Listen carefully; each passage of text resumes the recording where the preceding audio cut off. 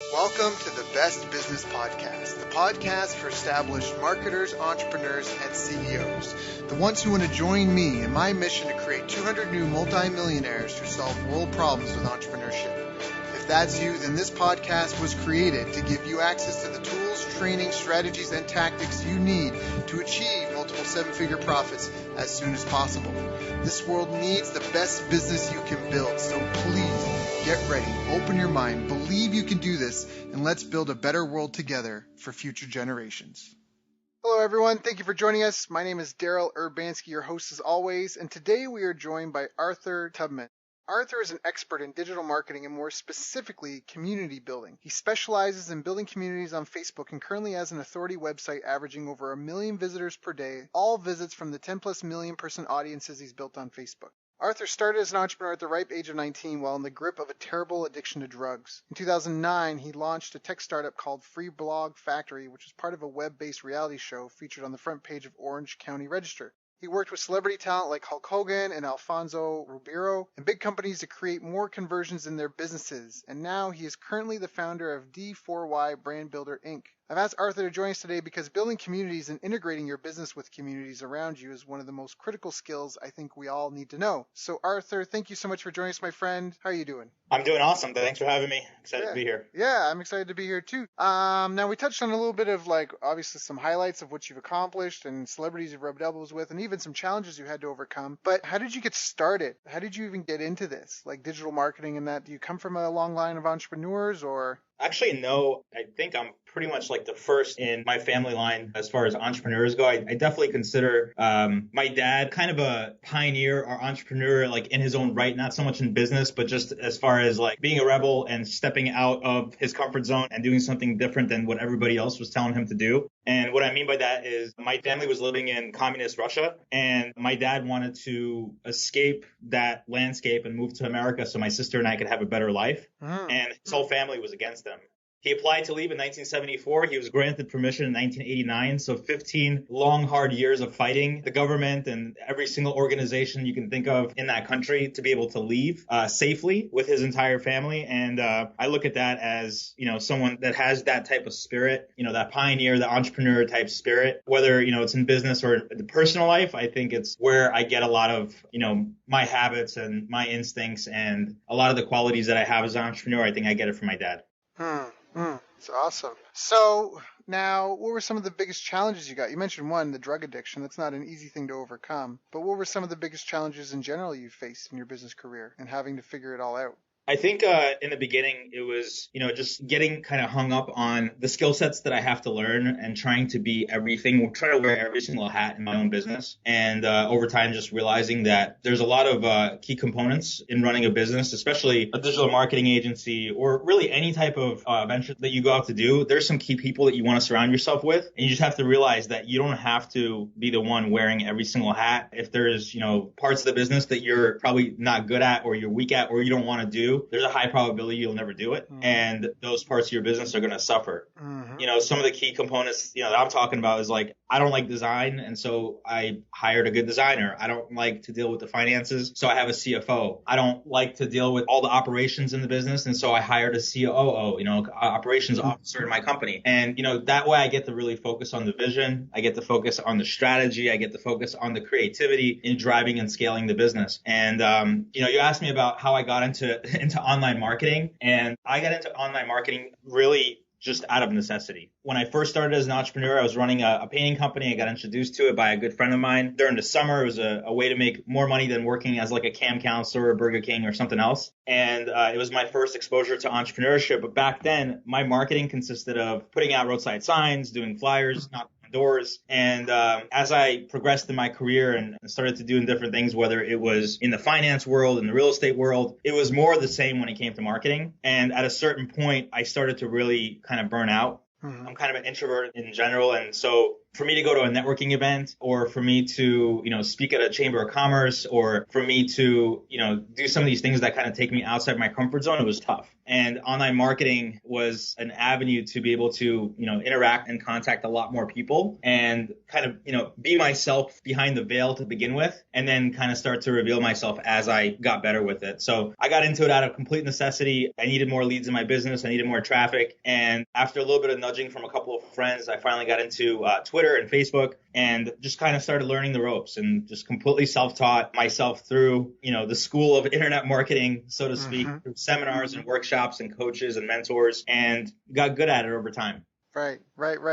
And that's a very organic path to take. And it sounds like a path that I feel like a lot more people should follow. A lot of people try to over-prepare for their future, but it sounds like you kind of learned what you needed to learn as you needed to learn it. And I think that's fantastic, because I have clients that are like MBA grads, and they're like, now what do I do? It's like they spent 6 years, 8 years trying to go down one path. So when it comes to building the communities and that on Facebook, what you've really specialized in, before I asked a lot, but where do you think people make a ton of mistakes in terms of building an online following? Talk about that a little bit. I mean, I teach hot niche community building on Facebook and also on Pinterest and some other social networks, primarily on Facebook, though. And I think that a lot of people, I've had over 10,000 people go through my courses over the last couple of years with learning how to build social communities on Facebook. I think they focus so much on, okay, how do I sell my product or service? And they think about that versus thinking about how do I serve this community, or how do I actually build a mass community of, something in a hot niche or hot interest topic that people are going to want to come and congregate in and, become rabid fans and want to talk about that thing every single day, all day long. And they don't really focus on building something for the mass market. They really just focus on trying to sell their product or service. And I've seen many people, jump on Facebook and they'll build a community of maybe 1,000 or 2,000 people and start spamming their product links and their offer pages and things like that. And that strategy it doesn't work. The reason that I've been so successful with community building is that I focus on my community. I focus on keeping the party alive and well, engaging my audience and reaching more people before I start, jamming products and services down their throat. And a lot of times when I do start to sell stuff, it doesn't feel like a hardcore sale.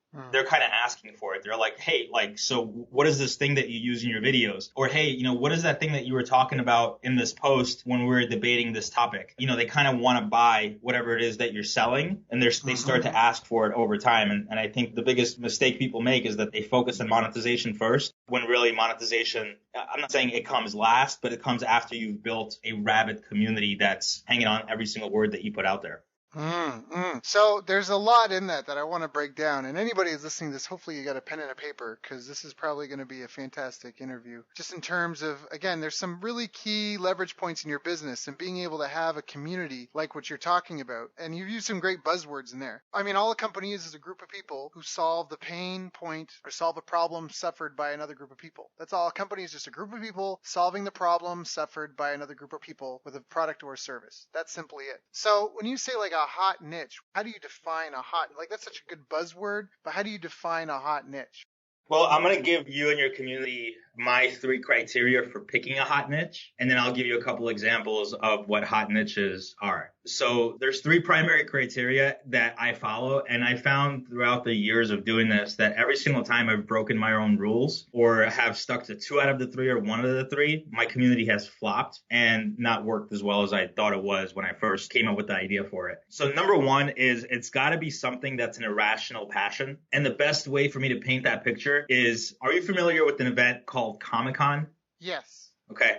If you went to Google and you searched Comic-Con, or if anyone's listening went to Google and searched Comic-Con, one of the first images that comes up is these people that are in front of the San Diego Convention Center in downtown San Diego. And they're like, mid-20, mid-30 to 40 and even 50-year-olds dressed up in their favorite superhero outfit. And they're basically congregating at this event talking about the latest and greatest thing in Marvel comics and, all sorts of like X-Men stuff and Spider-Man and Superman. And they're basically like dressed in their favorite superhero outfit.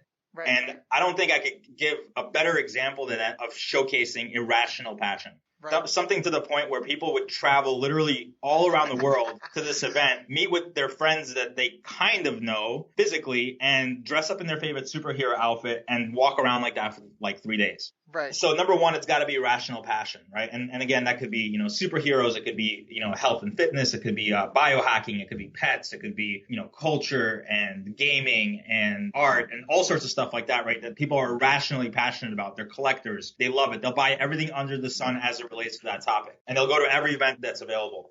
Number two is it's got to be social, and it's hard to define social. So the way that I define it is, would somebody wear that thing or a quote from that thing or something about that thing on a t-shirt or on a hoodie or on a mug that they drink their coffee out of every single morning? Is it social? And if they will, then it falls into the second criteria. And if you think about it, like, people would wear like a namaste if they're like into yoga on a t-shirt, or they'll wear a logo of their favorite superhero, or they'll wear like funny, humorous shirts about their profession on a t-shirt. And then number three is it's got to affect at least 1 in 250 people. So it's got to be big enough that it affects 1 in every 250 people, right? If it's like the cliche one that I hear used at workshops is like underwater basket weaving as a niche. I'm sure that's actually a niche. I don't know.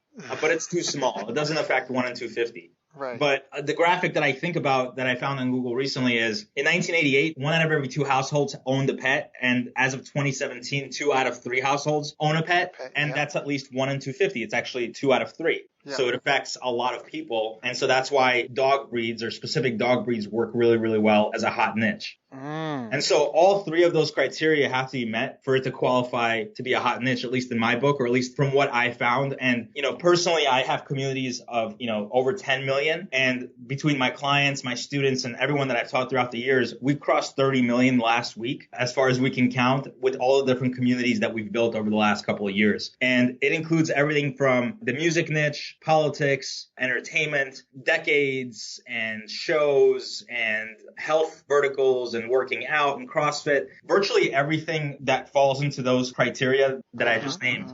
Right. And it's like, I'll give you this example, Daryl, because I think it's a pretty good one. When I first started doing this, my very, very first page was the Walking Dead fan club. And I remember when I first started, I got a lot of crap from some of my friends. They were like, I don't get it. Why are you doing a fan page or a community page around this show that's about the apocalypse and zombies? Like, who cares? Like, what are you going to sell them? How are you going to market your business? Like, what's the point? Like, I don't get it. And what they didn't know, or what they didn't know at the time, is that I'm into survival. I'm into gardening. I'm into kind of, things about living off the land and like preparation and things like that. And who does Walking Dead as a show appeal to? It appeals to the preppers of the world. Right, it appeals to the survival niche. Yep. Right. So a show like that, building a community around a show like that, sure, we're going to talk about the show all day long and the characters and, the character development that happens and what people go through and the emotions and all that sort of stuff. But also when I start to sell, I can start selling survival products. I can joint venture with survival companies. I can sell gardening products. I could teach people how to live off the land, how to start a farm. There's all sorts of vast types of products and services that I could offer to this community once I know what the bridge is. They're just people that are part of this. So what can I sell them? What bridge can I make from what they love, which is The Walking Dead, to what they want, which is being able to live like some of their characters in real life? Got it. So trying to think of some other examples, because that's a great one, The Walking Dead. So survivalists or people that are interested in survivalist products or in somehow being prepared, that makes sense for them. Trying to think, a buddy of mine, he took on a client. It was a band. It was like the Redhead Express or something. It was these 3 or 4 redheaded sisters that played, and he tapped into redheads. That was his whole thing. He started trying to target redheads and build a page around redheads, and then siphon off those fans to their concerts and their YouTube channel and all that sort of stuff. But the core community was about redheads and loving redheads. And I think this was even when Teespring t-shirts was a big deal. I mean, they were selling like redhead t-shirts, right? That was their thing there. So just trying to think of another good example that emulates that. But okay, so all right, so you find like a common ground, a non-threatening, kind of fun space where a lot of people that suffer the type of problem you have or maybe share an interest that you want to provide a product or service for. You build this community around that. And then I guess, so you've identified the hot market, rational passion. It's got to be something socially wearing a t-shirt and affects at least 1 in 250 people. Probably should even be less, 1 in 100, to be honest. I mean, if you want to give yourself the best chances of success.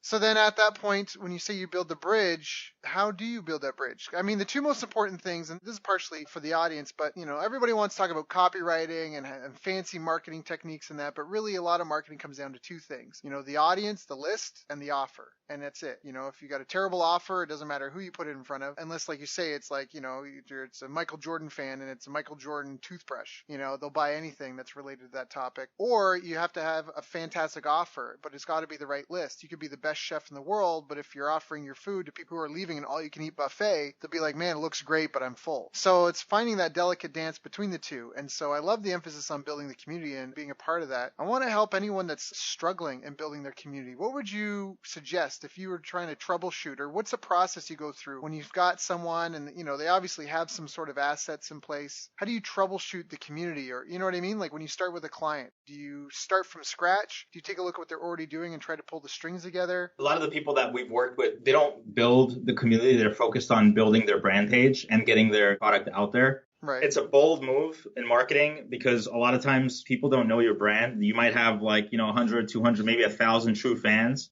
that will latch onto everything you say and buy everything that you offer. But if you're trying to go mass market and really scale your business, get in front of more people. And, it's a good question because a couple of years ago, 2014, had a couple guys come to me. I don't know if you're familiar with the brand. Some of the people that are listening might be familiar with it now because it's actually pretty big now. But these guys had a country brand. It's called Country Rebel. And right now, their website is the largest country music network in the world. Are you familiar with Country Rebel? Yes, yeah. I remember you sent me that before when we first started talking about this. You sent me to their page, and you sent me to some other page, and their brand page had more fans than the other page. And forgive me, I don't have it off the top of my head. So basically, they came to me and they were like, all this sort of stuff, this Americana gear, we want to get to, here's our demographic and our audience, people that like to buy this sort of stuff. But nobody knew who they were. And that strategy was ambitious and bold, but it would have worked over years, right, to build that type of brand. But what we did instead was we tried to find the bridge market. Who are people that buy this stuff? And we could have went any number of directions, and we decided to go very direct. And the direct channel that we decided to go with was I started a page called Addicted to Country Music. I ended up selling them that page when it had about 30,000 fans, so it was fairly small. And over the course of the last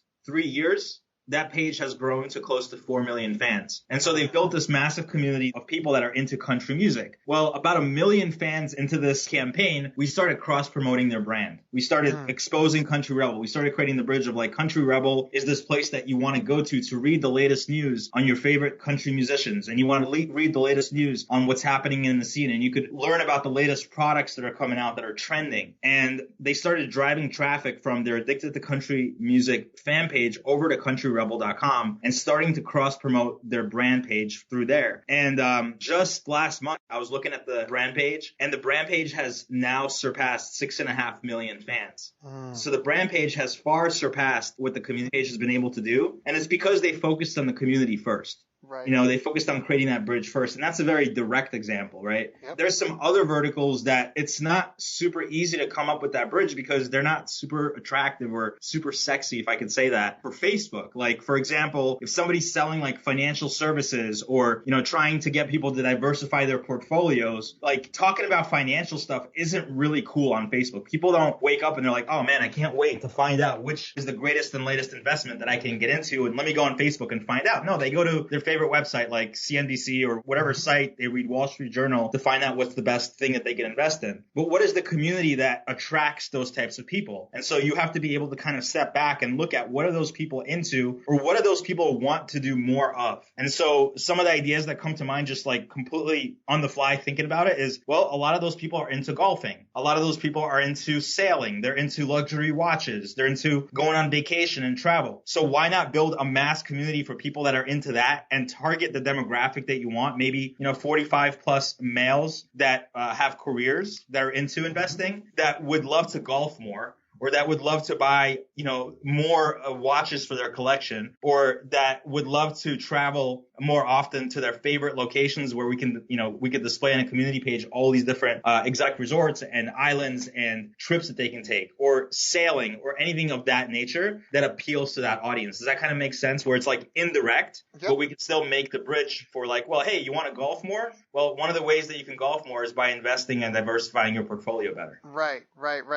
Yeah, that's That's actually a great example. Now, how do you nurture a community? So say you've got something. Say someone's got something. They've like, all right, I think I kind of got something here. We've given them a couple of really good examples. Talked about the Redhead Express, targeting redheads in general. You talked about survival training, building a page around loving The Walking Dead and kind of that whole apocalypse kind of scenario, and then siphoning people off into survival training. Talked about Country Rebel, having kind of country style clothing, building a page called Addicted to Country Music. And then a great example for financial planning, targeting maybe building a page around maybe even a lifestyle type page around golfing and watches and traveling and sailing, and then targeting those older demographic, like you said, maybe 40 something plus male who'd be more interested in that. So if you kind of step back and figure that, I mean, it's probably, we're making it sound a lot easier than it is. It probably takes some deep dive thinking. You probably have to spend some time actually getting to know who your real customers are, being in the market, kind of talking to competitors, just being familiar with the industry. But once you kind of have that, how do you nurture a community? How do you feed a community? How do you nurture them? How do you keep the party alive and well? It's just about consistent, congruent content regularly. So consistency is key, and then congruency is key. So, I could tell kind of like our format for keeping the community alive. But before I even go there, I think it's really, really important to dial in the congruency piece, because I think it's often overlooked. And the best example I can give you is we have a page that's about 70s, 60s, 70s rock music called I Love Rock and Roll. And when we first started building the page, we focused on 4 bands that we can really, target from a media buying perspective, so we could build an audience for people that are into those 4 specific bands. But at the same time, we can't so let's say that we're buying media for Pink Floyd, Jimi Hendrix, Tom Petty, and The Who. If we start posting content about the Red Hot Chili Peppers or Green Day or some other band in rock and roll, it's not going to work, because the people that we're attracting, they're not into that music. They're into the 4 that I named, right? So congruency is a huge piece of it. Making sure that your content is congruent with the type of people that you're targeting. And of course, doing the research, like you said, on your avatar, your target market, is going to be really vital to figuring out, okay, what are the first couple of, bands or influencers or whatever it is that we target to bring into our community. So the congruency piece is really, really important. Once you figure out the congruency and you figure out, okay, I'm going to go after, these verticals, or I'm going to go after these interests to build my audience, then it's about keeping things consistent. And so my formula is at least 8 posts every single day on your page on congruent topics for your community. And to you, it might seem like, oh my God, how am I going to manage that? As a business owner, first of all, you can definitely train people to do this. You can outsource this. And also there's tools out there that help you find, curate, and create content that you can schedule for weeks and months out. And one of the best tools that I can share with folks on the call, which is really, really easy to use, is called fptraffic.com. It's super simple, and it's one of the tools that we use. There's some more complex ones, but that one is like one of the simplest ones to go out there, find content, curate content, and schedule content on your page, so you have consistent content going out every single day on that channel. And then it's not just about putting out these memes and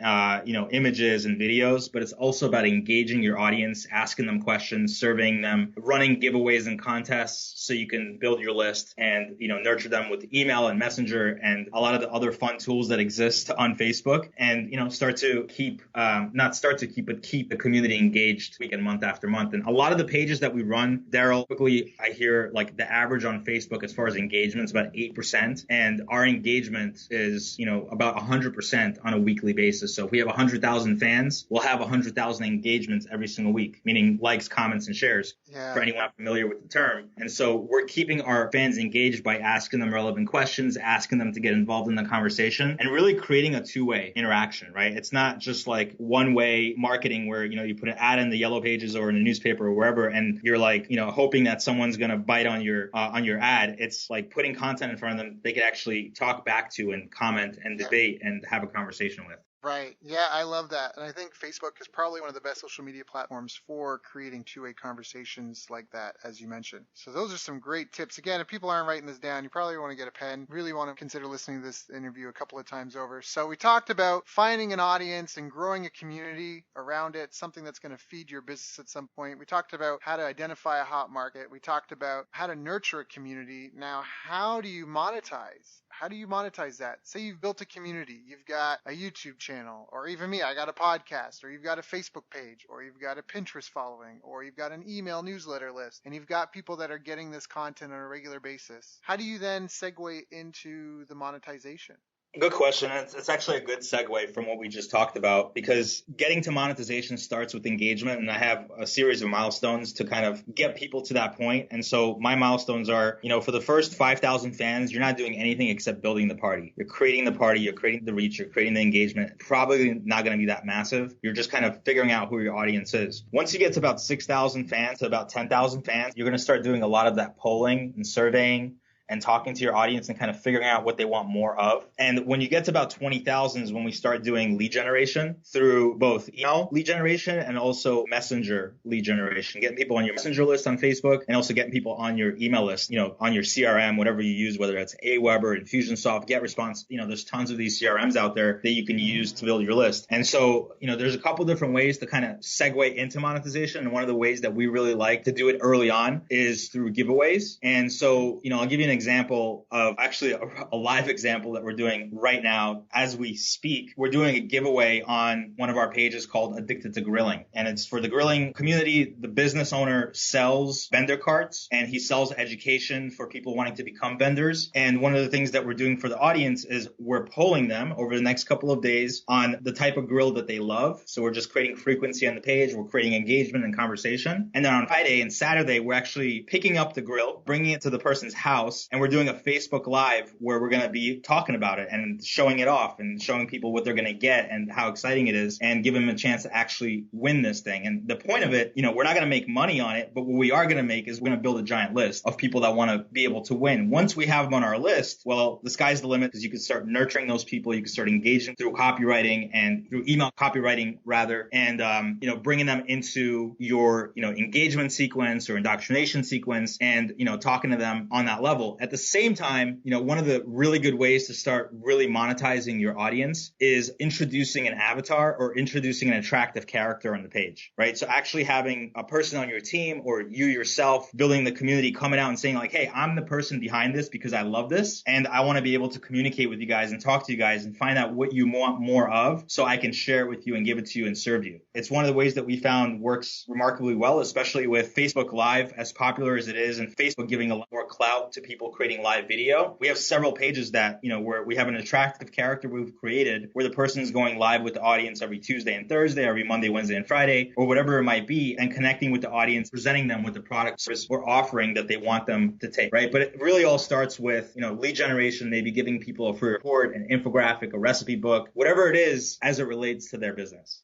Got it. All right. So recap, monetization. I love how you had the tiers. So monetization begins with engagement. I love that for a couple of reasons. For anyone listening, if this is still kind of registering or if you're still, you've been hit with a fire hose info. So engagement, there's a couple of things. One, they say people have to give you their time before they'll give you their money. And you also have to consider that what's the difference between window shopping and actually shopping? When you window shop, you just walk through the store looking at things. You don't touch, you don't engage, you don't really want anyone to come up and approach you, right? You're just kind of like you're just looking, so to speak. So that monetization begins with engagement is a really powerful statement that, again, I want people on the call to be aware of. So then 0 to 5,000, just build the party. I love that. 6 to 10,000, start polling and surveying them about their wants. And at 20,000 plus, start doing lead gen with getting them to opt in for things. We say messenger lead gen. You mean just getting them to like follow you, add you, like the page, follow you on Facebook and stuff like that? So you can use like a chat bot or something to message them with? Yeah, actually getting them on the messenger list. I mean, if you went to Google and you typed in, messenger versus email, you'll learn that messenger has about a 4 times higher open rate than email. Way better. And so like people are used to it. It's the same reason why Amazon has as high of a conversion rate as it does, is because people trust it. People trust messenger, right? So it's one of the easiest and fastest way to start interacting with your audience before asking them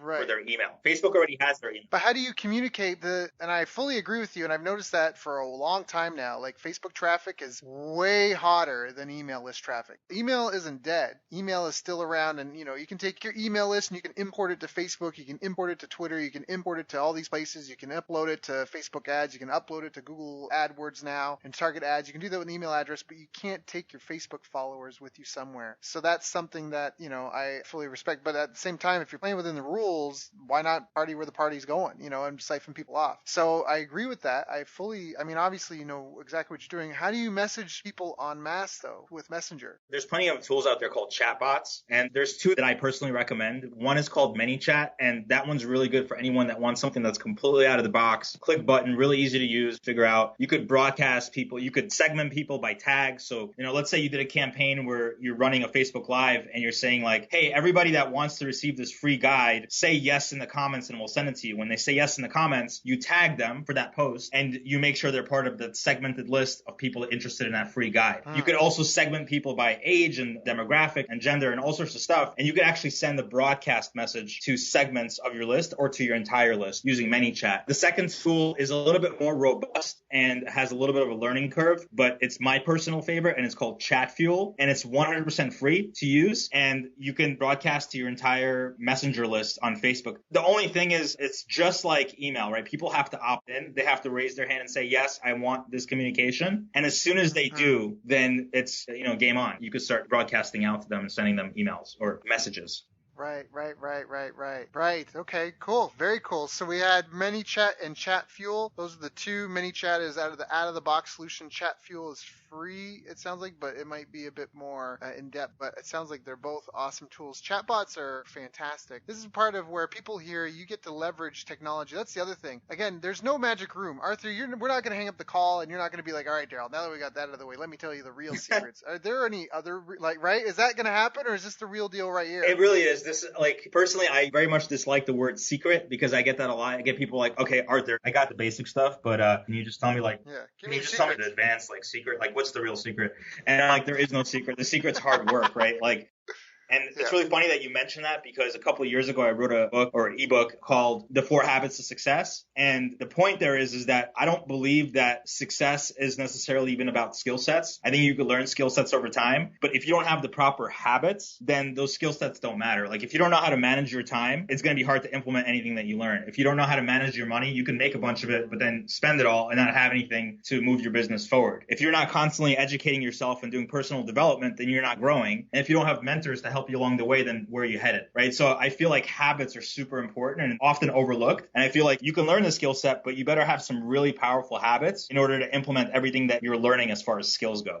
And mentorship, I like that you brought that in there as well, because that's important as well, especially in the entrepreneurial world, because when you're an entrepreneur, the good news is your own boss. The bad news is you're your own boss. And what does it say? As soon as you decide to become self-employed, you automatically have the worst boss in the world. They let you cut corners, let you take extra lunch breaks, let you duck out of work early. They make all these excuses for you. So I think it's really important that, even like you said, that there's hard work. I like that too, the habits, because skills can be learned. I mean, everybody knows, or many people know, the 10,000 hour rule. To be world class is something you have to do it for 10,000 hours. But a lot of people don't know that to go from being a beginner to an intermediate at something, the 10,000 hours is to be a world class expert. But to go from beginner to intermediate, it's 20 hours. So 20 hours of practice on any skill, you can go from being a complete novice to an intermediate. 20 hours of, and that's 20 hours of doing it, not 20 hours of reading how to do a backflip or reading how to play tennis. 20 hours of actually, actively engaged in what you're trying to be skilled at. And that's just so little. That's like a week. In a week, you go from being complete novice at how to build communities to being on your way to building a 1 million person community as well. Just to piggyback on that, if I told you that I tripped, slipped, and fell into this strategy or into the tactic that I'm sharing with your audience, I'd be lying to you. Because the truth is that I've had help along the way. I've had mentorship. I didn't just discover this and decide, okay, I'm going to go build, 30 million fans and teach 10,000 people how to do it. No, I met somebody. I was actually living in Costa Rica and I met somebody that was doing this, and they were doing it completely stealth. They weren't teaching it. And I nudged them and asked them to mentor me probably for 3 weeks before they agreed, and learned from somebody, right? I didn't just discover this. This wasn't a new thing. This was already happening. I just learned it from somebody and applied my own techniques to it, applied my own philosophies to it, created my own milestones and made it my own, right? But everything that I've accomplished up to this point has come through hiring mentors in my business, hiring mentors in marketing, hiring mentors in health, hiring mentors in my personal life. I feel like mentorship is one of the most important habits that you can create for yourself, is hiring people that have been to where you want to go so you can get there faster. So well said. So what were some of the habits do you feel have helped you on your path to success? I mean, you kind of alluded to some there. You were addicted to socializing with people that were into the same thing, getting mentors. What other habits do you feel? Do you have day-to-day habits you feel have really benefited you? It's really those four from both the micro level and the macro level. So there's four. So there's time management, money management, mentorship, and personal development. Personal development isn't something that I just did one day or went to a workshop and got some rah-rah and got excited. And then I was like, okay, I'm personally developed. I'm ready to go. Personal development is something that I do every single day, right? Every single day I read a positive or uplifting book. If I don't have time to do that, I listen to a positive or uplifting podcast like that we're conducting right now. In fact, I listened to one of your episodes earlier today. Oh, wow. You know, I go to a workshop, I go to an event, I rub shoulders with people inside of masterminds. Masterminds is part of my personal development. I don't just go there to pitch my thing. I go there to learn from other people and grow myself personally, grow my business, get new ideas and strategies, and, you know, see how I can joint venture and combine ideas from other people into what I'm doing. Mentorship. I've had mentors since I started. Since I was 19, starting as an entrepreneur, I had a mentor in that business that has gone down the path that I've been down. Once I've surpassed the level that I felt that he can guide me, I went and found another mentor. I went and found somebody else that can teach me and guide me and show me the way in the career or the business endeavor that I was in. And throughout my career, I've had multiple mentors at any given time, a mindset coach, a health coach, a high performance coach, a business coach, because a lot of these people have wisdom. They have a lot more years on me. Even if it's not years, it's experience, right? There's not enough time in our lifetime to learn everything. And that's why mentorship is so valuable, is because you can latch onto somebody that's devoted their life to their vocation, and you could learn some invaluable lessons from them in just a short period of time by just opening up your mind and listening to them, taking their advice. That's where time management habit comes in, right? I can spend 80% of the time learning, but then I only have 20% of the time to implement, right? So, you know, my whole thing is focus 80% of your time on income producing activities and 20% of your time on learning. So what are some of your income producing activities? You have a checklist or something? Income producing activities could be training a new team member. You know, it depends on your personal strengths. Like I was saying earlier, because there's things that I'm just not good at, or even if I am good at them, I hate them. And so it doesn't serve me to kind of put myself in that position. So every person is going to be a little bit different. But for me, it's, you know, inspiring somebody on my team, having a team meeting, casting vision for a client, having a strategy call with somebody and showing them how they can expand or scale their business. Those are income producing activities for me because I get paid for that time, for that strategy, right? It's putting a lead generation campaign in place. It's putting a monetization campaign in place on one of my pages. It's getting my authority site from 1 million visitors a day to 2 million visitors a day, right? Income producing activities that will help me achieve those goals. I like that. The other thing that I like about your strategy too is it gives you kind of a safe way to scale, because by growing those non-threatening communities, which maybe you have to pay for, maybe it just happens organically on its own, but by growing that, it automatically feeds whatever else you're already doing, you know? So it's a great method. And I think I'll give you another example, Daryl, if that's okay. Sure, do it. So I have a class called the Traffic Tribe that I teach, and basically it's a private mastermind for people that want to learn how to do this community building stuff. And I had a new student last week on Tuesday. He contacted me, and his page at this time was at about 9,000. He's put probably about 15 to 20 hours into learning the strategies. It's his first time doing it, never done it before. He's in the, I'm not going to give you the name of the page because he wanted to keep it confidential, but it's in the agricultural space. That's all I'm going to say. It's in that niche. Okay. And the page was at about 9,000 when he messaged me. And he basically said, like, Arthur, I'm freaking out. I have a post going viral. How do I monetize? I look at his page and his page is at 10,000. I'm like, you're not ready yet. Let me see your post. And I look at the post, and sure enough, the post has about 20 or 30,000 shares. It's going viral. And at that moment, I realized that it's kind of like the success epiphany that I had about community building. In the beginning, you're spending money to build the audience, right? At a certain point where it hits critical mass, you start getting a lot of organic fans. In fact, we have pages that on a weekly basis are getting 50, 60, 70,000 organic fans every single week. And I went and looked at that post yesterday. That post surpassed 300,000 shares. Every person that I've talked to and showed the post to was like, oh, wow, I liked that post last week. It's like, you know, everyone has seen it because it's funny and it's viral. It's got 20,000 likes, 300,000 shares, thousands of comments. And guess what happened to his page? His page went from just under 10,000 to over 41,000 in a week organically. He didn't pay for that. Like, that's just organic proof, like social proof. Like, people are excited about that topic and they want to share it and they want to like it and they want to see more posts like that. And when that guy is ready to monetize, he's got an audience that he built a little bit through paid marketing, a little bit through organic marketing, but it's an asset that he's going to have long term, right? He's going to keep building it. That page is going to go from 40,000 to 400,000 to 1.4 million. And it's never going to die as long as he's consistent, he's congruent, and he's putting content in front of the audience that the audience already loves. Got it. That's such a good example. You know, it's funny because if anyone, you listen to one episode, but if you listen to enough, you probably have heard me use the analogy. It's like it's the equivalent of putting out free bird food every day, and then every day you get a larger and larger community of birds coming to get the free food. At some point, once you've reached like your critical mass, you would be like, hey guys, here's your free bird food. By the way, if you're thirsty, I got bottles of water. It's $1 a bottle. Now, assuming birds had wallets. But I think it's kind of the same analogy here. You've got a pool or a pond or something where you're dishing out a ton of, you've got a hot topic people love to talk about. You've been smart and strategic at the beginning by doing some research and make sure that, like, again, like with the survival training, Walking Dead is a great example where you may not think it matches, but actually it does, because anybody that watches Walking Dead will be thinking about what if that sort of thing ever happened. Maybe it's not a zombie, maybe it's just a war, maybe there is a disease like Black Plague comes back, maybe global warming, right? People die off. How would I handle some sort of scenario? So then obviously that builds that community. And then when you reach your critical mass, like you say, you're surveying them and then you start trying to siphon people off that need greater help. And then by now, your organic thing kind of has a bit of a life of its own and continues to grow. It's like the worm without a fish hook, right? People don't see anything other than the juicy worm. And then, of course, you help the people that need help with whatever your product or service can solve for them. You're really creating your own blue ocean, right? I don't know if you've ever heard the analogy like blue ocean versus red ocean. There's the book, and it's like everyone's fighting for the red ocean, like people that are ready to buy right now. I didn't read the book, but I know it's like the blue ocean strategy, which is like if you're willing to invest and nurture and build relationships with people and understand people buy when they're ready to buy, not when you're ready to sell, and you just create, events on an ongoing basis, people will jump in and join those events and buy from you. Is that at all accurate? I haven't read the book. So. Yeah, kind of. I mean, like, I'm not against direct response marketing by any stretch. I have tons of clients we do direct response marketing for, but anytime you go into a channel, whether it's Facebook ads, YouTube ads, Pinterest, Instagram, wherever we're playing, Google Display Network, doesn't matter. We've done it all, right? But you're basically fishing in a red ocean. There's a bunch of competition.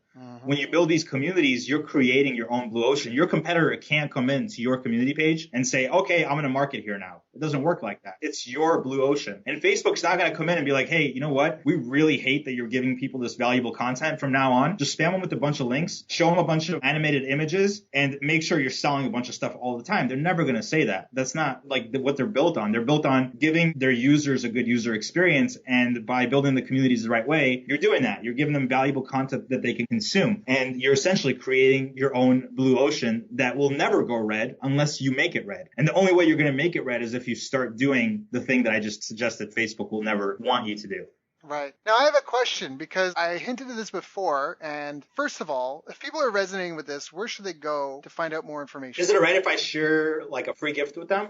Do it. Okay, cool. So I have what's called a 7-step tribe accelerator cheat sheet. And it's basically everything that they've heard that they can start implementing today. It's a 2-in-1 guide. So it includes the hot niche guide. So they can do a little bit of their own research and kind of figure out what niche makes the most sense for them. And it also gives them the 7 steps that I take to implement each and every community that I build. And the way that they can get that, do you want to link that in the show notes or can I just share it with everybody? Let's go ahead. Share Okay, it. it's atubman.com/free-gift.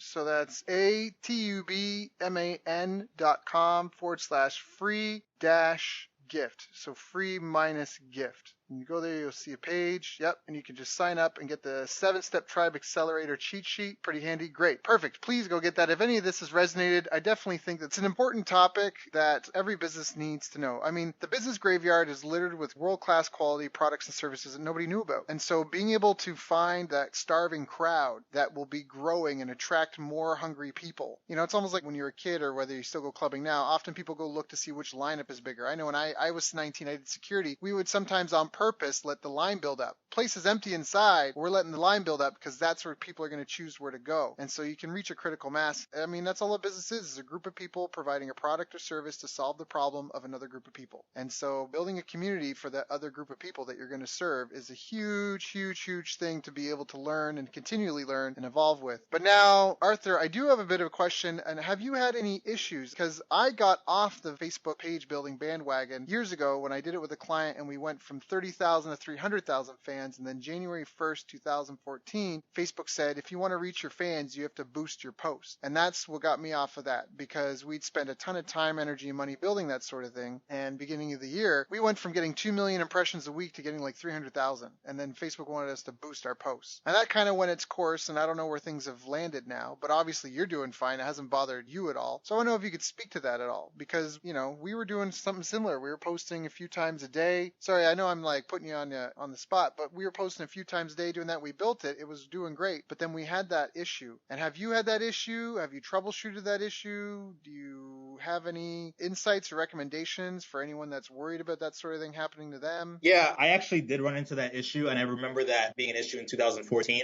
And it's when Facebook started like really throttling reach. And I don't believe in boosting posts. Yeah. I actually have a saying internally in my mastermind that goes, friends don't let friends boost posts.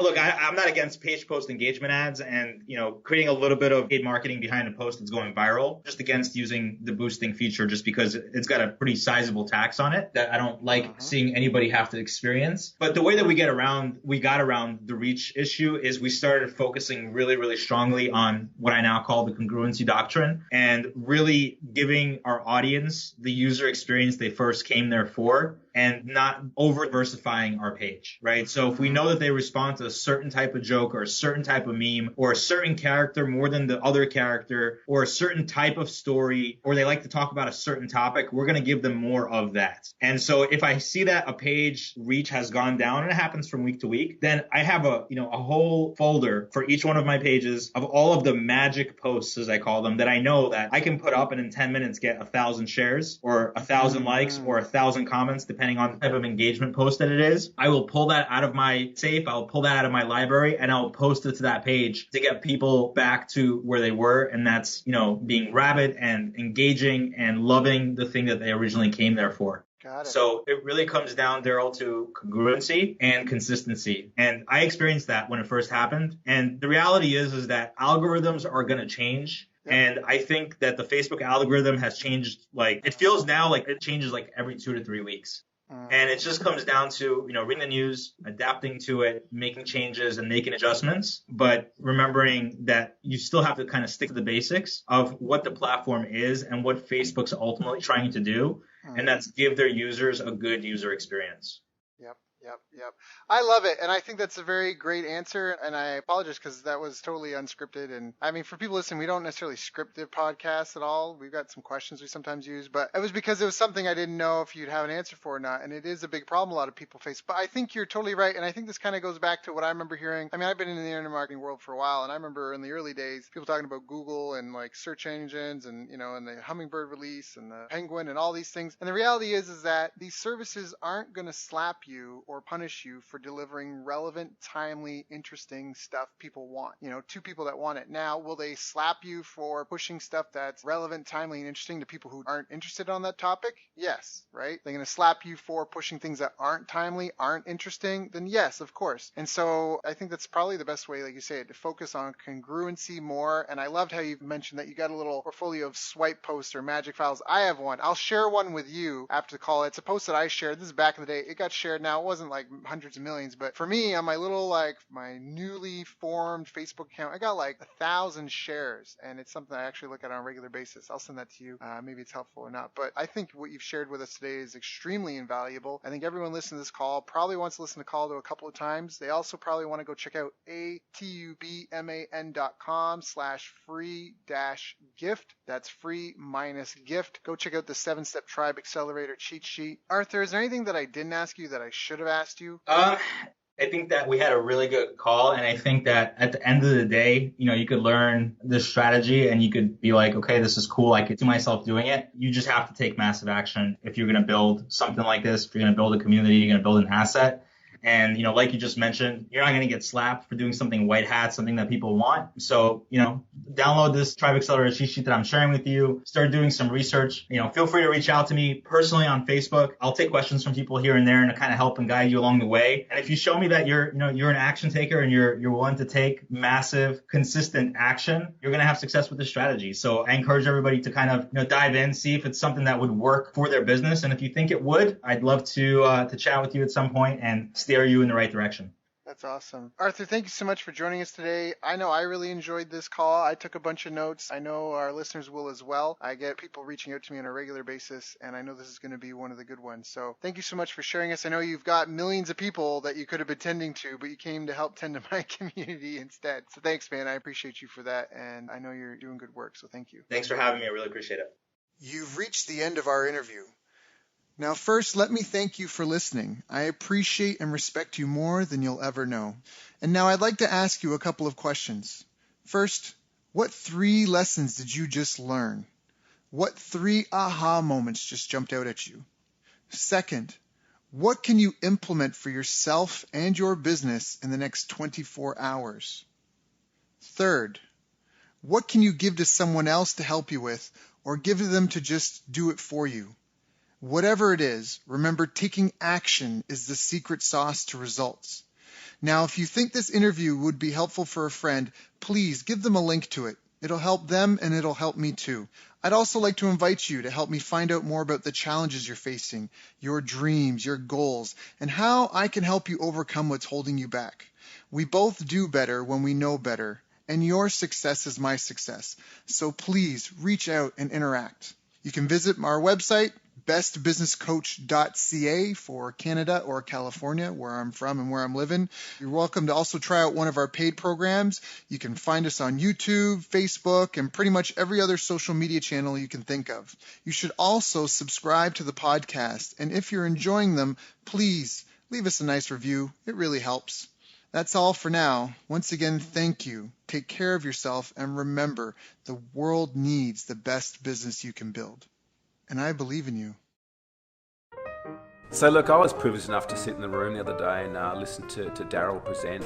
I had the great fortune to spend some time with Daryl Abrinsky during this week, and we had an incredible 2.5-hour presentation from Daryl. Daryl was amazing. I got so many little nuggets of wisdom. I hadn't heard Daryl speak before, but what struck me from his presentation was he's one of these hidden masters in the internet marketing world who's worked on some pretty incredible launches. Daryl has a ridiculous amount of knowledge. Daryl Abrinsky's presentation was absolutely great. I really loved an incredible knowledge of numbers. He is a very articulate, very knowledgeable, very advanced marketer. Well, he talked a lot about keyword tools and how to research your niche. So it really created a lot of predictability around moving forwards in our business with the marketing and sales aspect, which is so important to any business to really see it grow. Where he walks you through step by step how to judge in detailed form how much money you could potentially make from a market based on AdWords, keyword research, and putting together quite complex Excel spreadsheets. And what I took away from it is not only understanding your niche market, but also looking at and breaking down and going, am I working with the right niche? Is there enough demand there for me to be able to reach my goals? And doing that hard research. There's a lot of gurus out there that present you a lot of the why and the what, but they don't necessarily give you the how. And what I really found with Daryl's presentation, there's no holding back. There was no holding back the screens or the curtains. Like, everything was given to really assist us. His feasibility and due diligence is incredible. And he was able to show us in a really short space of time how to cut through the overwhelm. You're giving us the exact tools that we can use to test something before we even go to start testing it by spending money on it. One of the biggest nuggets that I got out of his presentation was that when people pay, they pay attention, and when people pay a lot, they pay a lot of attention. I just love that. I think that's a great way to look at how to price yourself. And he was a great speaker, lots of energy, and it was really great to spend time with him. honestly, phenomenal presentation. I would love to catch up with him, next time I'm in this part of the world.